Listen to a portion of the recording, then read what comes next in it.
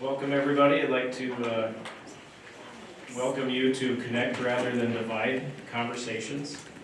I'm John Carter. I'm their District 10 rep from Pelican Rapids. And I want to introduce Dan Ludvigson, the Long Prairie Gray Eagle School District. So I'll let him take over. Thank you for choosing to come to my session this morning. Very much appreciate it. My presentation is about kind of building up relationships prior to a conversation, kind of being mindful of the verbiage you kind of use on a regular basis to preserve and encourage people to connect and work together. And what to do if you find yourself in a conversation that's maybe veering a different direction. I have a different presentation called We Need to Talk, which is more so when you're going into it knowing that there'll be conflict. This is more how to maintain positive relationships, and when you find yourself veering off course, how do you maintain that focus on a shared meaning and get the training back on track. And I pull a lot of information from these two books, Crucial Accountability and Crucial Conversations. Very good reads. One of the books I've read multiple times. This presentation really pulls from multiple sources. I pull a little bit from research and stuff. I come from my art background, so I pull a little bit from here, a little bit from there, and so it's kind of a combination of things. So the first one I like to touch on is what elements help build a positive relationship. And technically I stole this from something where, how you maintain a relationship with your spouse and that sort of thing, but it really applies to, making friends, just developing a positive rapport. And the first three elements are kind of the easiest to control. And so the first one there, proximity, that's just being close to somebody. So if somebody is around you, they're naturally going to feel more comfortable around you. If they see you a lot, you're going to be more familiar, and so that helps develop kind of a comfort level. And frequency is just how often. So that's why a bus driver that smiles at the student every day that they get on has a positive impact, because they get in close proximity, they frequently interact. So even if that interaction is short and brief, if it's consistently positive, it's still going to build a positive rapport. And duration is just how long. So I've had different mentor relationships over the years, and I'll kind of lead into intensity here. And so duration is how long the interaction is. So if you have a long time to interact, that's part of how frequently you're in contact, how close you are.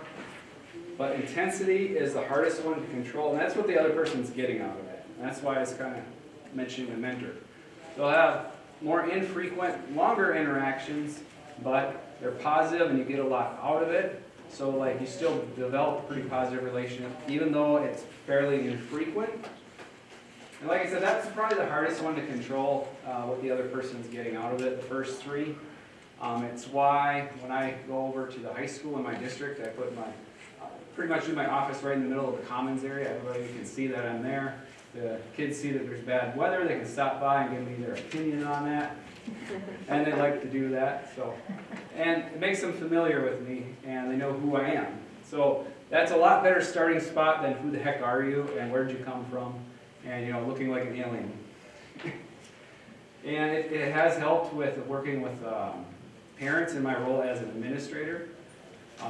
Being around them, saying hi, being familiar. It just makes you easier to trust, and I'll kind of get more into that with the next slide here. But I find that most communication issues fall into four categories, and those books I referenced talk a little bit about this, and I pull a little information from other places. But usually when there's rift and conflict, there's one of these elements missing. So the hardest one to control, I think, is respect. And that's the one, where people feel like you know what you're doing, that you're competent, things like that. That's something you have to build over time. You're probably not going to likely generate a lot of respect during the conversation. It's hard to build and it's easy to destroy. You might not be able to build it up in a flash, but you can sure lose it. Purpose is generally the easiest one to establish for a school because we're all here for kids. We're all trying to make a positive impact on the lives of kids. I find it's also the one that can probably keep something from getting back on track, because if your purposes are consistently different, if your purposes are at odds, it's harder to develop the other ones. But it is one that when you're in a conversation with somebody, a lot of times you can use a lot of active listening skills to kind of keep the focus on, hey, we're here for kids. You know, school board members, administrators, so like we all should be here for that. So that's the one I kind of like to go back to. Trust. Trust is more than just a person can trust what you have to say. It's also that they find you consistent and predictable. So, you know, if somebody gets sent to the office, do they feel like they can predict what the consequence is, how you're going to respond to that? They may not agree with it, they may not like it, but it's also that dependability factor. So you may be very, very honest, but if your behavior is more erratic or unpredictable, people will still have trouble trusting you. So it's also that element of, you know, I kind of know you. I know what you're going to do. I know what you say is going to be what you mean, that sort of thing. And then safety. Safety is really that sense a person can voice their opinion and be okay. Are they worried that there's going to be a retaliation? Are they worried that their job will be at risk? Schools, you're generally not worried about your physical safety, so it's more so those elements. But when you build up these things, you can get a lot farther working with people. I worked with one parent who eventually got arrested, and it was for good reasons. I'll just leave it at that. And you know, they were pretty difficult to work with for the teacher. And when they came in, a lot of times we were like, you know, I see that your kid's struggling. We want to help. What you're doing here is not helping. If we work together and we do these things, it's going to help. And kept coming back to that. And I would get him talking about things, sharing some of his thoughts and stuff. And you know, we didn't agree on a lot of it, but he became comfortable. He'd tell me what was going on. And because of that, I learned stuff that I was able to put into place to help the child. And it's stuff that I wouldn't otherwise get. Sometimes if you're a school administrator, you run into a situation where you have a staff in a position that's really not working. If you build this rapport, you can have the conversation. And I did recently where you sit down with the person and you're like, you don't look like you're enjoying your job here. It looks like it's going a little rough here. Is this the best fit for you? And to have that come across as more compassionate and understanding rather than, you know, here's your pink slip, there's the door, don't let it hit you. And that kind of stuff has value, because I worked with one teacher where I had that conversation and they're like, you know, kind of thank you for working with me, and they went and they worked to the next district. That administrator had a different approach. I'm not commenting on him, but it was much more contentious, and he literally just left one day. Just up and left. And so, you know, they came to school and there's no teacher, and that was a lot harder to deal with than my situation where we both parted immediately.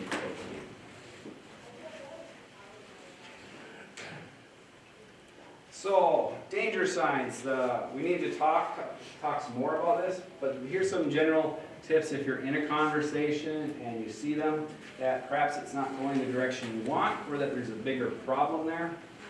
A big part later talks about shared meaning, and a lot of the strategies are to keep the person talking so that you can understand where they're coming from.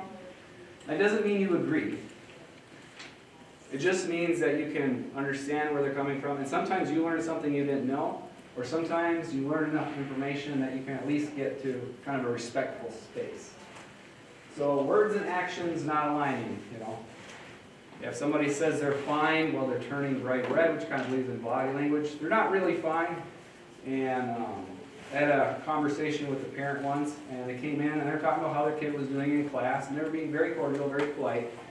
But like, their body language was very tense, hands clasped, looking down, and they were turning bright shade red. And I eventually said, you know, you say you're fine, but you don't look fine. And I said, you're very stiff and you're turning bright shade red. And that got him to open up about what was bothering him. But I wasn't expecting that. So that disconnect between your body language and what you're saying, or if you're saying you're fine, well, you know, if you get in a fight with your spouse and you're running around the kitchen banging and claiming, oh, fine, it's fine, those things aren't lining up. Redirection or drill down. These are just a good sign that something is missing in those four elements. So I was a principal for 10 years, And so every once in a while, a playground incident would come up, I'd call home, and I'd get the 20 questions given. Who was on supervision duty, what did they do first, who was involved, and so forth, so on. And usually, that was a symptom that there was some element for that parent missing, that there was something they weren't trusting, there was something they felt was at odds. And the reason they were asking 20 questions was, we like to validate why we believe what we do. So when we're put in a tense situation, we may search out information that supports what we already believe. And so that's really a symptom of trying to look for, I'm frustrated and I believe it's for this reason, and I'm throwing out all these questions because I believe I'm going to get validation that my concern is what's going on here. Drilling down, redirection is the other one. Usually redirection is more of a personal vulnerability. Like you're having a conversation with the teacher and it's about discipline. And they're like, why are you talking to me? The classroom next door is super loud. I can hear them through the wall. Or a person gets in trouble again with the playground, and it's like, well, what happened to Johnny? He did the same thing. And usually that's more of a personal vulnerability, but usually it's expressing that there's some element in that conversation that's not there. There's some part of that relationship that is damaged. It might not be with you. That's why this presentation has a slightly different focus. All or none language.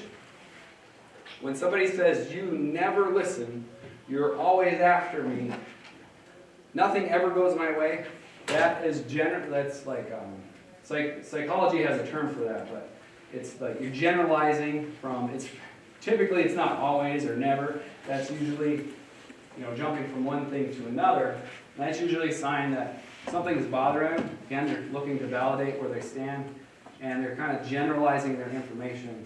There's something going on that's bothering them, and it's always happening. And then, we'll get a little bit more into this, but be aware of your own behavior under pressure. Like, if you get stiff, tap, or change colors, like those are also signs that something's not going well for you. Yeah, if you start to stutter, you have trouble thinking, it's good to be aware. Maybe you have somebody involved in the situation that can kick you under the table and tell you, hey, calm down, chill out. Looks like you're not doing so hot right now. But if you're aware of that, then you're more able to take measures to kind of get yourself back on track. And so with that information, I kind of like to stop periodically. And if you have a neighbor, feel free to ask them some of these questions. I did have some materials in the middle there if you're interested. But think of a scenario and share with a shoulder buddy or somebody near you. What symptoms did you notice that there was a problem with the relationship? And what were the outside behaviors? And what elements did you find were absent that caused the conflict? So just take a couple minutes, find your neighbor, share with them. And so my next slide is about focus on you first. And the reason for that is because you're the only person in the room that you can control.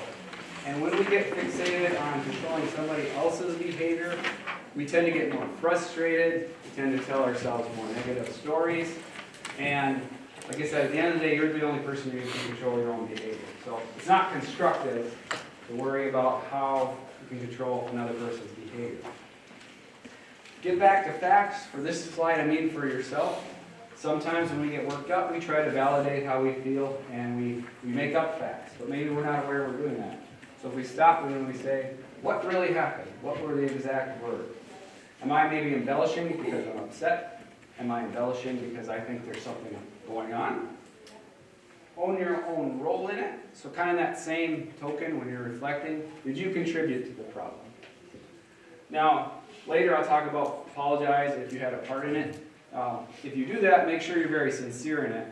By taking a moment to reflect, if you understand how you're contributing to it, you can kind of adjust your behavior and you can kind of approach it a little differently.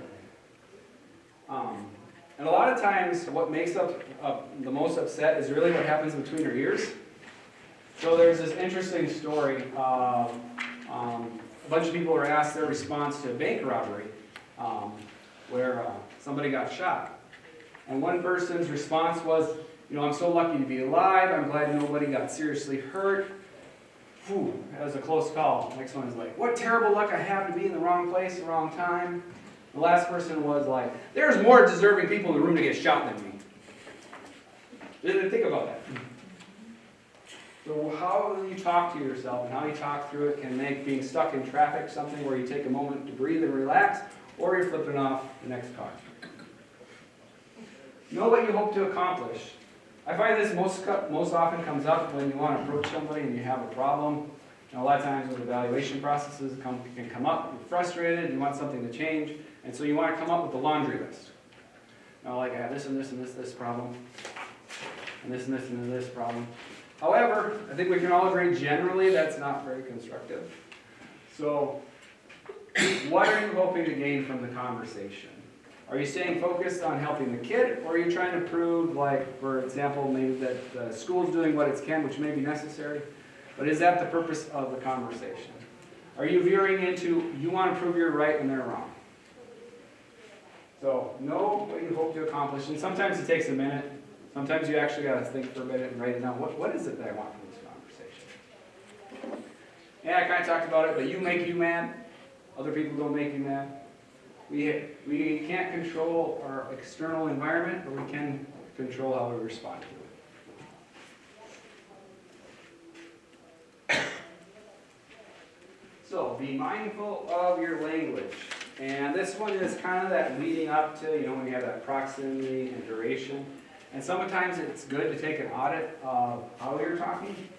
If you use a lot of we, us, together, are, that sends a message that you're a team, that you're in it together, that your purposes align, which is a big part of this conversation, versus if you're saying a lot of you, them, I, your.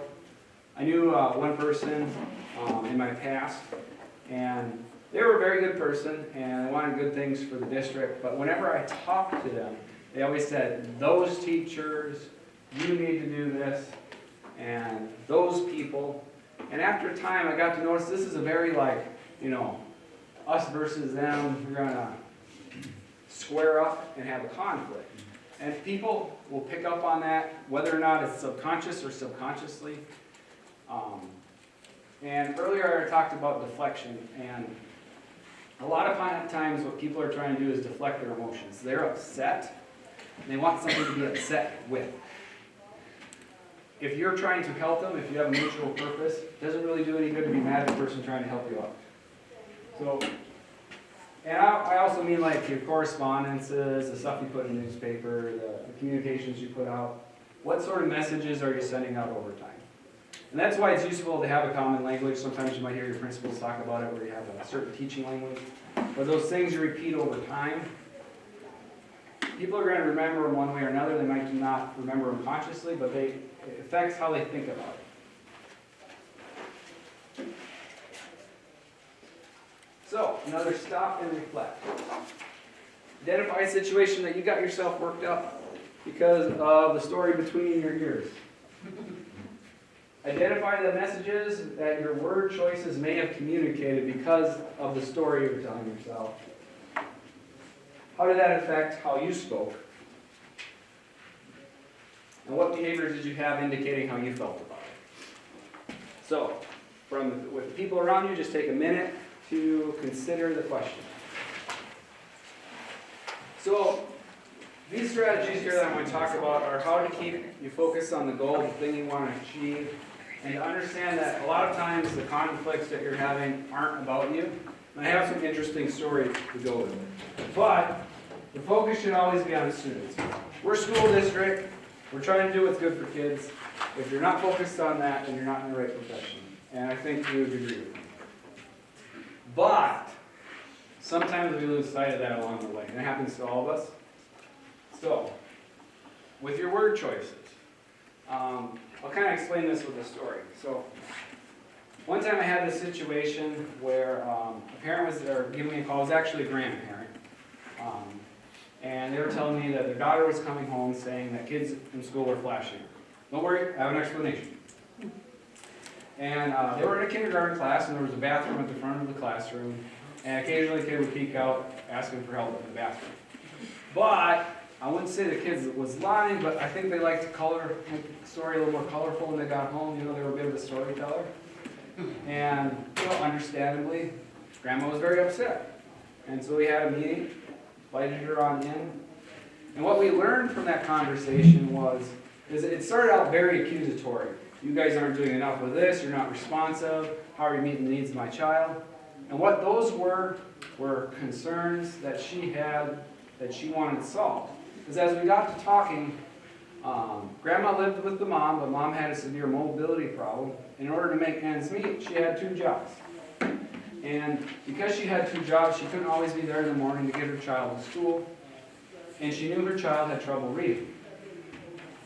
And so, when her kid wasn't getting to school, she wasn't getting the support, she saw it in her work. And then her kid comes home with these stories. And we got through the whole thing about the stories, about the flashing and whatnot. We found out why she was upset. And we came up with a plan. And after that conversation, we worked together pretty well because we understood she's doing the best she can. Because sometimes we forget when we're in schools, like especially those of you who are administrators or teachers or have been teachers, that people want answers from us. And a lot of the stuff we deal with doesn't have simple answers. So you have that parent who has a kid who is, let's say, autistic, and they don't know what to do with them, and they come in and they're like, how do we help? Like, what can we do? And sometimes they feel like they come to you, and they don't get an answer, and they want to feel like they're doing something, and if I decide that you're the bad guy, and I get to yell at you, at least I'm doing something, is what I have found to be often true. But if we can get back to, like, we want to help you, we want to find a solution, that helps with that deflecting the emotions, that trying to find a place to place that anger.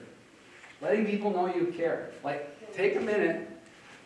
During the COVID pandemic, I got very good at ending conversations with, I just want to teach your child. I'm sure you can imagine some of the conversations that led up to that, but I keep going, you know, like, I know whatever your political views are, like, I just want your kid in school. It's the best place for them. I want them to learn. And that we together, that team language, again, like, put yourselves in it together. If you're the person trying to help them find the solution, to help their kid, then it doesn't really pay to be angry at you because you're trying to help them out. But sometimes we veer off the course of our purpose and we get into butting heads. So again, often it's not about you. I have another story where there was a parent, it was a very, very small town, and a lot of times she'd come into school after she heard something, spitting mad, ready to have a fight. And a lot of it was she was also a single parent, not trying to make story that, but like she had some challenges to overcome. And she knew that people like to gossip when she went out to the bar and went on a date and stuff like that. And she would hear something that she thought validated what she thought was going around for the rumors. And she wanted to come in and have a fight. And what it really was is, I'm a good parent, I'm working hard, I'm doing everything I can. What are you doing? Now if you stop and you take the conflict part out of it, she wanted a solution. She wasn't getting a solution. I think we can all understand that. And because we got the conversation back to, we're trying to find a solution, usually I could calm her down. So, you know, once we got talking, and it took me a little while to figure out that a lot of times it was like, she'd hear these stories around town, and usually I was kind of clueless. I don't care what you're doing in your free time. But I'm sure you can think of your own things. And you want to do something, and sometimes when you're trying to find solutions and you can't get answers, you also start making assumptions. We all watch it in the news where they don't get their facts, so they just start making some of their own up. And sometimes we do that because we want to find an answer. Toolkits. So, how do you get to those places where you're learning these things about people? How do you get to these places where you're dialoguing? One of the schools where I was at in my first year, I remember this family, and they wrote their letter about why I should be axed, and in the last year, they wrote the letter about why you should do everything to keep them. So that's the way life goes sometimes. Sometimes the people that you have the most conflict with, sometimes end up the people that can be your strongest allies. So mirroring. that one's pretty simple. It's what sort of energy you're giving off, what's your body language saying. If somebody comes in spitting mad, and you're spitting mad, you just ratchet each other up. So if the person comes in and you display the demeanor that you want them to have, if you're calm and collected, the brain will want to kind of try to match that energy. So if you can control your own, again, work on yourself, a lot of times you can help the other person come back down too.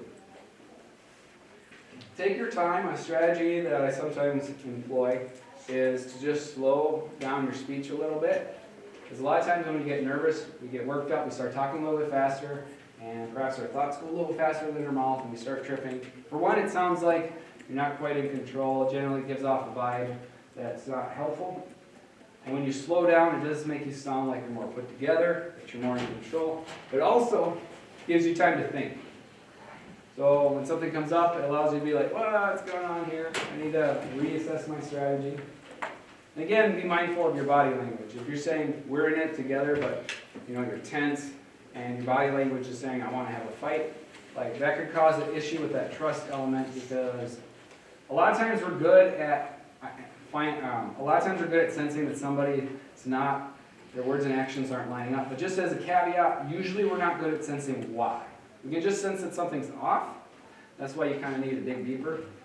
And we have a tendency to make assumptions if we go from something seems off to making our own reason for it. So just a caveat. But we are generally good at sensing that something is maybe not quite right. Contrasting statements are very useful. You're in a conversation, you find the other person is getting upset.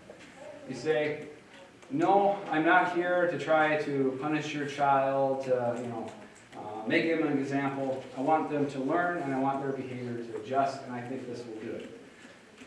You say the thing that either they've told you that they think is going on, typically, and then you contrast it with what you're trying to do. And the purpose is, first off, shedding light on what it is people might be thinking is going on, and then trying to redirect it. And prime the pump is just a little different version of that. You guys know that sometimes people come up to you and they don't want to tell you why. They don't want to get into the details. I don't want to get so-and-so in trouble or whatever it is. And sometimes you have to guess. Is this because you feel like you're going to get retaliated against, and so you're not going to talk to them?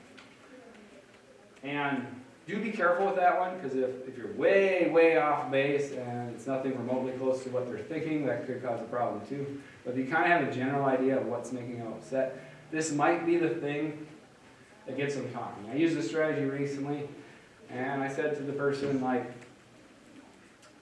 it doesn't seem like you like your job.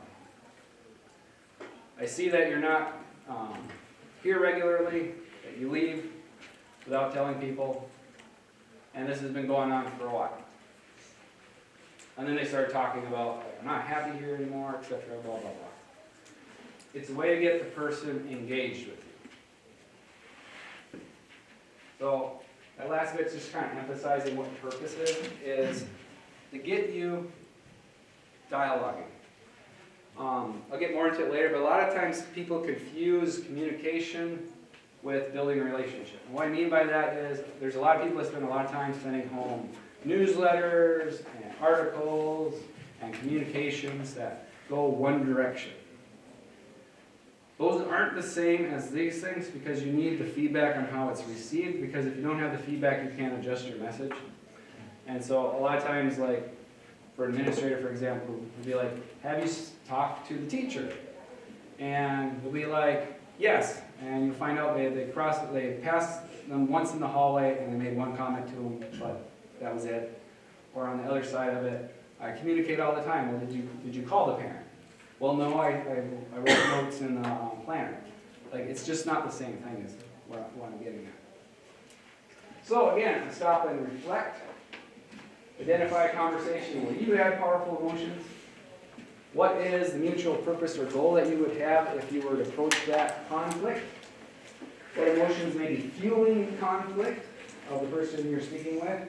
And how can you create a safe place to talk, where the person can tell you what their issue is, and you get it out in the open so that you can come up with solutions.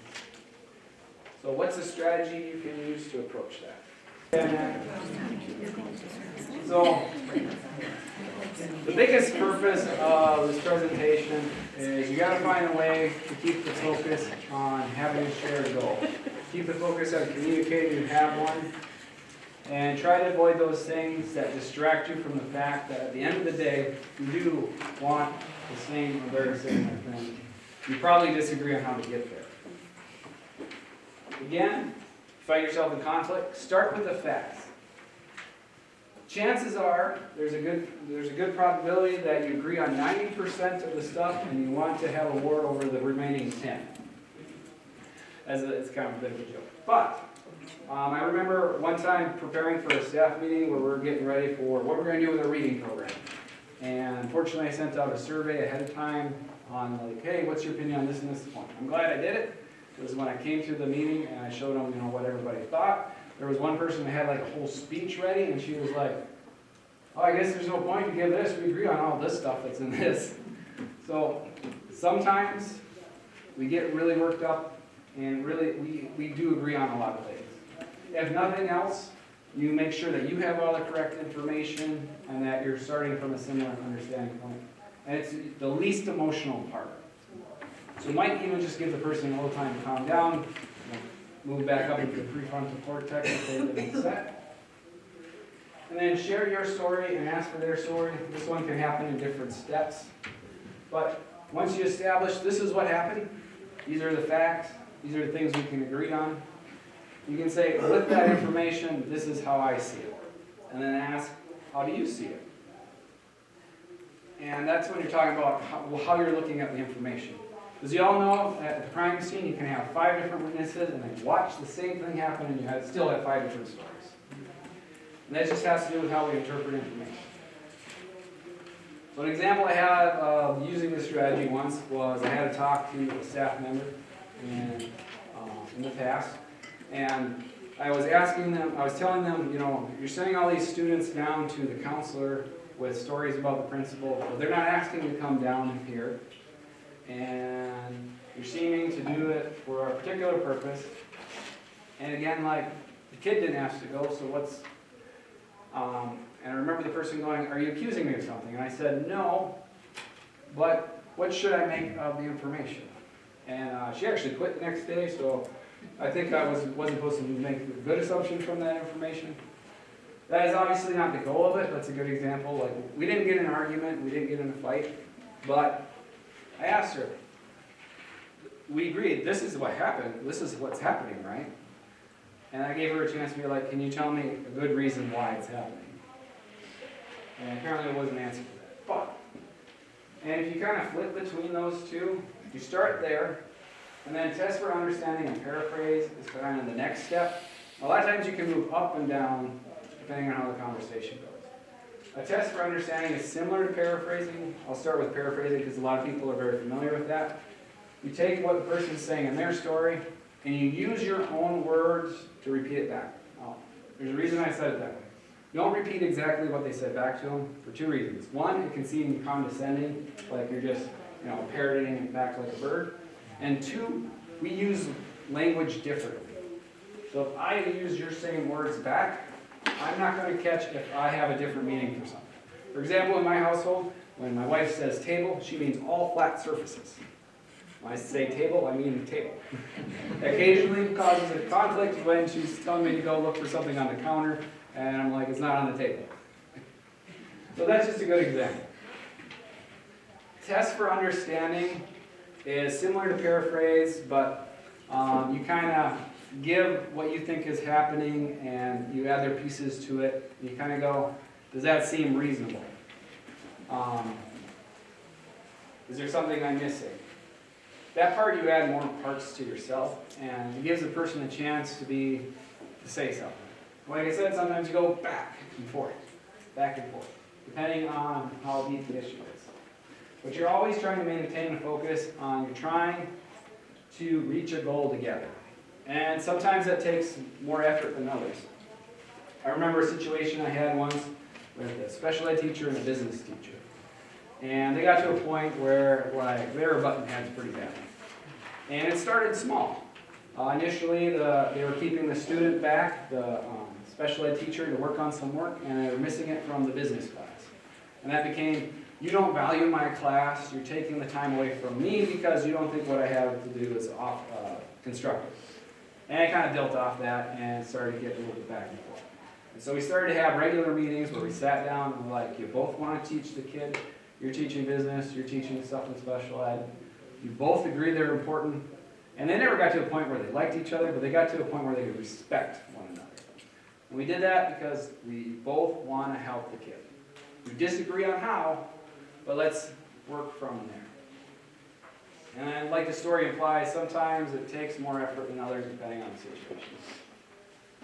So the last part of this one is create a path moving forward. So chances are, if you do end up in a heated conversation or an emotional conversation, you don't want to have that every day. It's draining. It's okay. You can admit to it. But sometimes we have these conversations, but we don't take the time to do that. And a good example I have is when I started at a district somewhere, I had a teacher come up and they were talking about the intervention program at the time called RTI. And they were saying, we should drop this. And I remember at the time being like, why? Like, it's a good thing to have. But they had a really good reason. They said, all we do is we meet every week and we talk about it, and then we meet next week and we talk about it again. Like, it's a very good reason. We weren't taking time to talk about, okay, this is the problem, now what? So that's what the next one is. Moving forward. And this varies, like if you're in a committee meeting and you're trying to make a decision, a lot of times it's good to write it down. If it's more informal, just kind of touch on it. So it varies on the context. But you want to answer the questions of who is going to do it, what are they going to do, where, when. I'm going to pause on when a little bit. Sometimes that's one we like to say, well, we're all adults, we understand this one. But like, it's really good to have a timetable because a timetable defines when you want to see it done. And for some people, eventually is the same as never. And it's not because they intend to do that, but eventually is always forward. So if you have it clear, you want it by such and such time. If it's something that takes a lot of time, you might need what we call check-ins, where you check in periodically that progress is being made.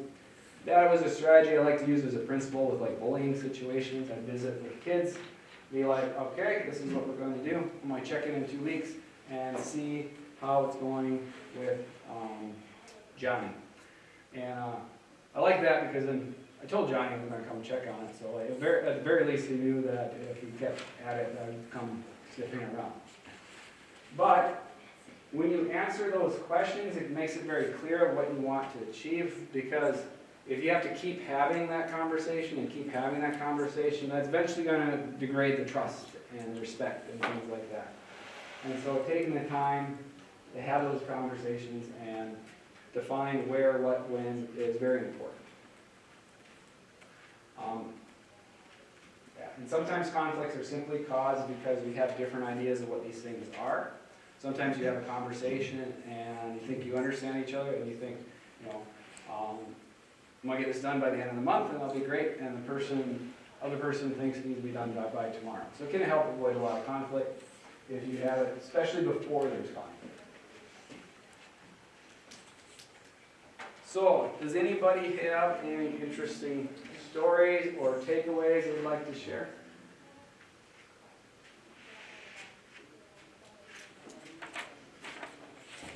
I'll ask again, but I'll go through my summary here. I have one little one. I mean, what Thank you. any like suggestions of, you know, I think especially in schools, people want a lot of transparency, and then there's certain things that you can't, right? So Yeah, you have any tips about like how do you be transparent enough to help people understand where you're coming from, but still, you know, keep confidentiality or safety of kids or things like that? That is a very good one, because like there are certain situations where you can't share information and people don't always understand that. And sometimes taking a look at when people get the information and doing the best you can to articulate what stuff you can share and that you're sharing what you can.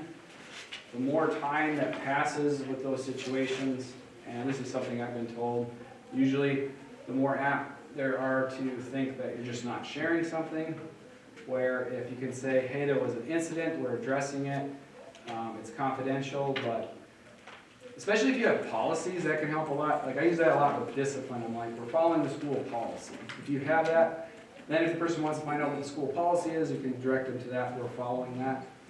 So if you have something like that you can reference, that helps too.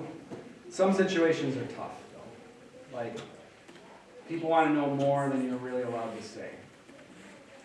I do think it helps building those first things up, that relationship, building those smaller wins so that you have a little bit more grace is what I like to call it. You have that positive rapport built up, people are going to give you a little bit more wiggle room, so to speak, versus if the relationship's already negative.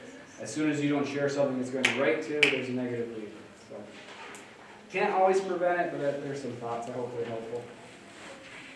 I've been in a similar situation with that with someone and trying to build that relationship up. And for me, getting to the point where getting the other person to realize that I need them to acknowledge that there may be a problem instead of just saying crickets, okay? Because in their mind, they were maintaining confidentiality by not giving me any response back. And what I needed to hear is, I hear that, I'm going to look into it. And that's all I would really need. But instead, they just felt like they couldn't even acknowledge that there might be an investigation, or there might be a follow-up, or there might be, and so I think from the board superintendent, it was a board superintendent relationship, and it's, I'm not looking to see that personnel information or the results of your investigation even, but I do need, as a board member, to know that information has been received by you and you are going to follow up on it, because that's what you were hired to do.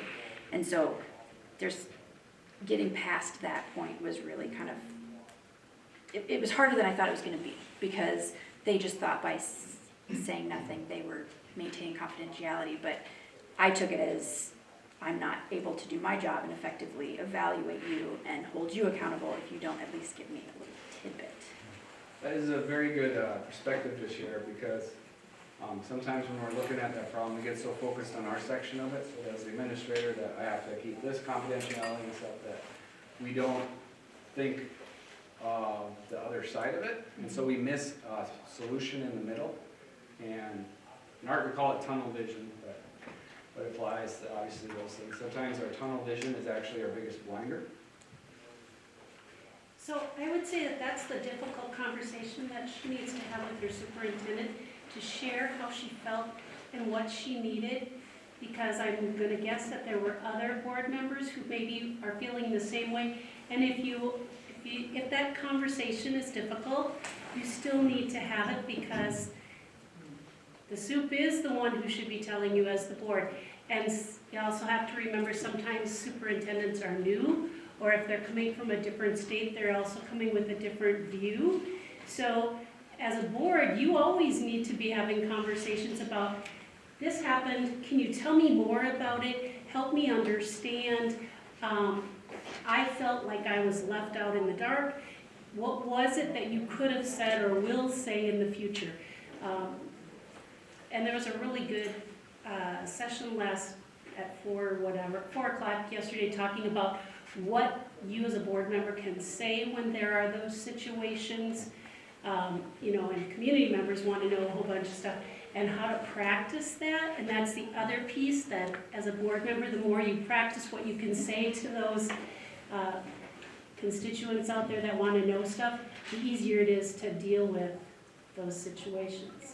And I was able to have a meeting with him, and I wasn't making any assumptions. No, so it has improved, but that was just kind of the thing that came to mind. I just want to pass along that there's this disconnect sometimes between school board members and superintendents, where the superintendents are really focused on their job as maintaining personnel privacy, but the board member is focused on their job of holding the superintendent accountable. And so there's kind of I feel like sometimes there's a block there where there needs to be a little bit more communication on each side to recognize what the other side needs. And so having that conversation of this is what I need, this is what I needed to hear from you at that moment, was really helpful, and it has improved. That was a very good example, and you articulated it well, because a lot of times if you start with, this is my objective, boiling it down to the simplest thing that you can, I need this type of reassurance. Because sometimes we don't understand the other person's purpose. Perhaps we have the same purpose, but the way we're looking at it is different. And by pulling it out, you can kind of analyze it and pick it apart. So that's a good example, because like I said, a lot of times you can agree on 90% of it, but that like 5% is what's really getting under your skin. And sometimes it's just a slight misunderstanding. That happens a lot. Then I'll just summarize, and if you have any questions or if you want to talk to me afterwards, feel free to. Relationship is about the relationships you build up prior to a conversation are as important as the conversation itself. You don't always get that option, but there's ways you can try to facilitate it. When you're in a conversation, watch for warning signs. I like to say sometimes if people even just perceive that you're ignoring them, like somebody says they're fine and you keep trailing ahead, sometimes that will damage the relationship. Focus on you because you're the only person you can control. And by the same token, remember a lot of things aren't really about you. It's something that the person wants to achieve and they're struggling with the how to. Communicate a shared purpose and a shared meaning. So if we're a people business, we should really be working towards the same goal. And if we're not, if you're paddling two different directions, you just don't get very far. And define a path forward. Make sure you don't lose a lot of good ground game just because we didn't talk about that. And I very much appreciate you guys coming out. And if you have any suggestions for the presentation, feel free to share them. If you want some of the materials, they're back there, and I believe they're also referenced on the app, I think. So, thank you very much. Thank you.